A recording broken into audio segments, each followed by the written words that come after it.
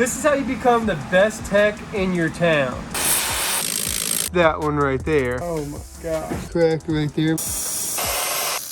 Oh my. If you want to become a better mechanic and technician, you can buy all the tools in the world and you can watch all the YouTube videos in the world. But one skill will make you better than 90% of the techs out there, and that's diagnostic. You can be able to take a transmission apart, put it all the way back together. Heck, you can put an engine on the stand, fix everything wrong with it, and put it back together. And that'll make you a decent tech. But knowing diagnostics will make you the best tech that anybody knows. Because when you know what's wrong with the car, that's half the battle. What's even better is if you could take a car like this, find the person's problem, find a solution without spending a whole lot of money or doing it cheaper than the competition. Now, the number one issue that mechanics make is focusing on the wrong problem when they're diagnosing a car. When a customer brings a car into a shop, they're usually not bringing it in just for maintenance. They're usually bringing it in because they have a problem. Now, anytime a car comes in and I got to diagnose it, the first thing I'm looking for is the customer's problem. The reason they brought the car to me. Not, oh, this thing needs a valve cover. Oh, it might need a belt. Oh, it's low on antifreeze. I'm still going to mark all that down, but that's not what I'm focused on. The wheel could be falling off, but if he brought it in for just a bad battery, I'm going to recommend a battery replacement and tell him, hey, you may want to get that wheel checked out. Now, depending on the issue or depending on the problem is depending on where you go next. Now, we're going to go through a list of issues or problems that customers usually come in with and how I go about diagnosing them. So first things first, let's say somebody comes in and they have a powertrain issue, transmission, engine, or an electrical issue. It could be either of the three. We need to narrow it down and say, is this mechanical failure or is it electrical failure? So let's say a customer comes in and they say, my car has a misfire. And this is a great example. It's probably one of the number one things that people get as diagnostics. My car, the engine's misfiring. I need you to figure it out. Now, most of the time people will be like, hey, engine misfire, that's going to be a bad ignition coil or a spark plug. You probably just need a tune-up. And you could go ahead and guess a tune-up and provide them with that quote and go ahead and put plugs and coils and wires and whatever you need to do to the car to tune it up and make sure that, it don't misfire. But if you don't diagnose it beforehand, you're just guessing and doing what I call throwing parts at it.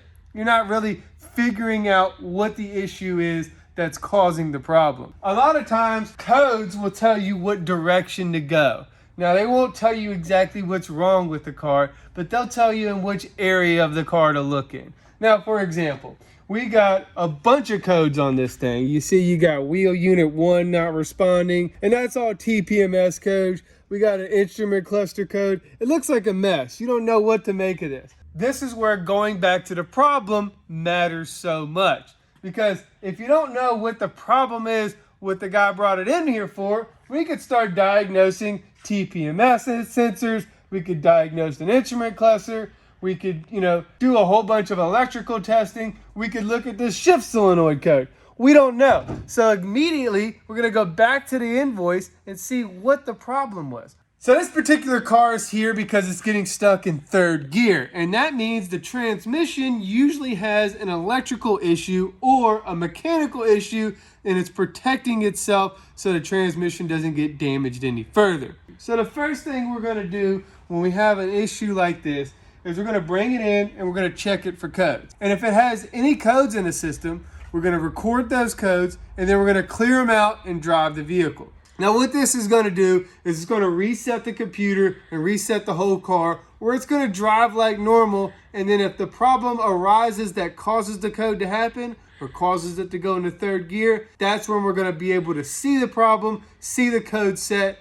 and see exactly what's going on. It can be a little difficult to diagnose, and then that's when you got to start using your resources. Now, first resource you have is the car here itself. If you want to make sure it's not a mechanical, you're going to start checking things like the fluid or the oil in the system that's going wrong. So this has good transmission fluid. It looks like it's been changed, but it's a little dark. You give it the sniff test, see if it smells any type of certain way. And if you know what burnt transmission fluid smells like, you'll know what I mean. This actually smells pretty good. The other resources that you can have are on the computer. Now this right here is a website called Diagnostics or Direct Hit. and it's made by a company called Solera. Now, there's other companies out there with similar stuff like Pro Demand or All Data. Now, these companies are licensed subscriptions, so they don't give away their information for free. You got to pay for it with a monthly subscription. But they are very convenient to have, because if you have an issue like a shift solenoid code or anything that you may suspect is an issue, it'll, one, show you the top repairs for this vehicle or the top searches for this vehicle. And then two, it'll also give you repair information, wiring diagrams, estimate guides, and you can also just search the code that your car is having, and it'll tell you if that's a common issue or not on this car, or what the most common fix is for that issue. And these resources are very convenient, but you don't want to use them as solid information. You still want to go back to your main resource here, which is the vehicle itself. And you want to find and isolate the issue that's causing the problem your customer's having. Let's go over a few more and see how exactly we diagnose these things to make sure we're doing the fix right the first time. So one of the hardest things to figure out and diagnose is when somebody comes in with a weird noise. So we're going to take this car and I'm going to show you what I would look for if this thing came in for a weird noise. First things first, whenever somebody comes in with a weird noise, they want me to figure out a noise, I always want to just take it for a drive. So we don't need to really drive it far. Most of the time you can hear the noises, especially if they're suspension or front end related. If you get a popping noise, the customer says, hey, when I go over bumps, it sounds like something's loose or something's popping in the front end. So what I'll do is I'll just drive over a bump a bunch of times. Or I'll go find a hole in the parking lot right there, there's one, and I'll just drive over that a bunch until I get a good idea of what the noise is. The general idea is you just run over a bump, or you kind of stop suddenly or give it a sudden turn and gas. And generally what you're looking for is where to look once you get it on the left. So if you got a noise that's going over a bump, you're probably looking for something like a strut assembly or possibly a sway bar end link, more rarely a ball joint. There's other noises that you want to watch out for, like a noise that just happens when you're turning, and like a popping noise, like pop, pop, pop, pop. Now, that could be two different things. That could be a CV axle bad, or it could be an all-wheel drive transfer case or something like that bad if the vehicle's all-wheel drive. Now, the only other noise that you really gotta look out for would be roaring noises, almost like a grinding or a roaring. That can be wheel bearings or rear differential or front axle bearings, something like that, like a bearing when you're hearing a roaring noise. Now that you've identified your noise and you know what it sounds like, you can start to look for what component it's coming from. And to do that, we're gonna raise it up. Now to check and see if you have any bad ball joints, what you're gonna need to do, and if you think your noise is a ball joint, it should be like a creaking noise or a popping noise when you're turning and going over a bump. Or sometimes just turning and accelerating can give it a little pop. And what you're going to want to do is get a pry bar underneath your tire, and the longer the pry bar the better, and you're going to want to pull up. And you shouldn't feel any play. Now you should feel some resistance from the strut, and you can actually put your hand on the strut and make sure that's where the resistance is coming from.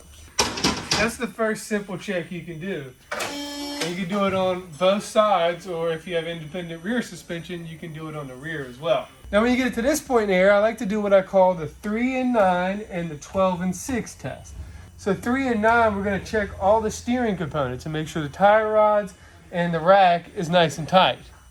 So we just give it a nice little turn right here, and if you got some feel to it, there shouldn't be any play or any looseness.